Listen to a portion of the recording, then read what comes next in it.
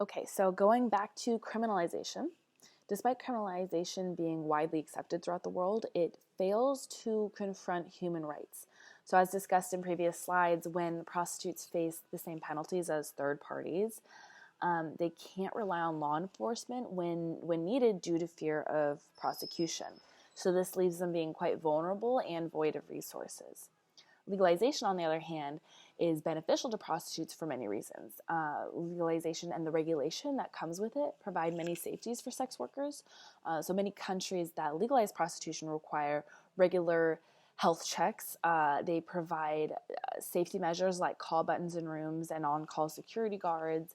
And most importantly, they give the prostitutes the right to seek help from law enforcement. Legalization, while beneficial to prostitutes, can be detrimental to a traffic victim. So someone that is, forced or coerced into selling themselves.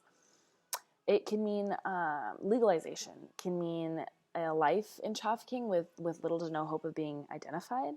And to give you kind of an idea why that is, so labor trafficking occurs far more often than trafficking for sex, but it is not identified nearly as often because institutions in which labor traffic victims work are illegal, causing law enforcement to turn a blind eye. It's a lot harder to identify it if you have a labor traffic victim working in a restaurant. There's very little probable cause for law enforcement to come in and make sure everyone has their papers. And the same has been seen with sex trafficking victims in areas where prostitution is legal, like Nevada, which has some of the highest rates of sex trafficking in the nation. So that argument is also used against the decriminalization model.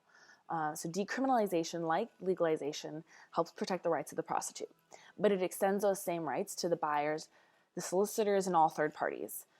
And like legalization, decriminalization doesn't actively work to protect the rights of those trafficked for sex. Additionally, it doesn't decrease the demand of sex work. Decriminalization also fails to see prostitution as a commercial act. It doesn't require regulation, licensing, taxation, or any other regulatory stipulation placed on all other occupations, on all other businesses.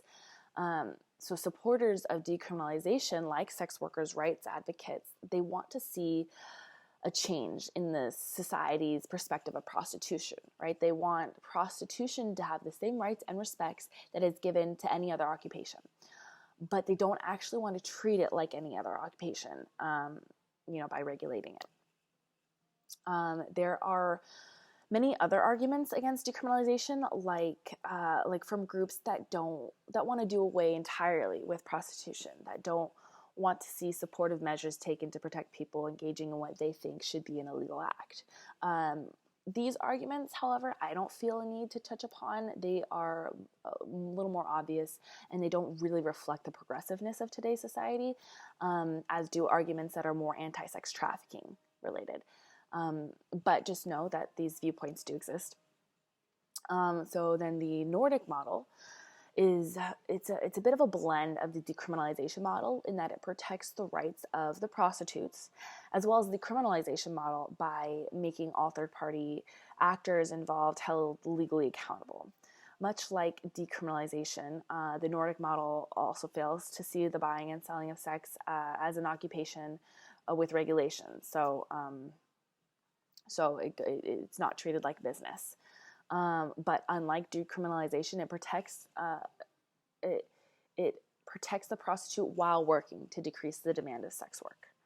And then the abolitionist model works to kind of overcome that fallacy within the Nordic model by asserting that both parties, the prostitute and the buyer, are free to commit this autonomous act.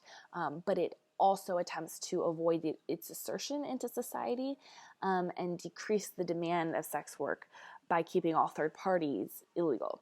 Essentially, abolitionists recognize that a prostitute and a buyer may freely choose to engage in sex trade, but the law is designed to stop prostitution from impacting the public. So the next slide will cover the response to the opposition, and I do this by discussing the argument groups like sex workers' rights have against the Nordic and the abolitionist model. I'm really no longer focusing on the criminalization or the legalization model, given that I think they are less progressive and less of a holistic approach than these other two models.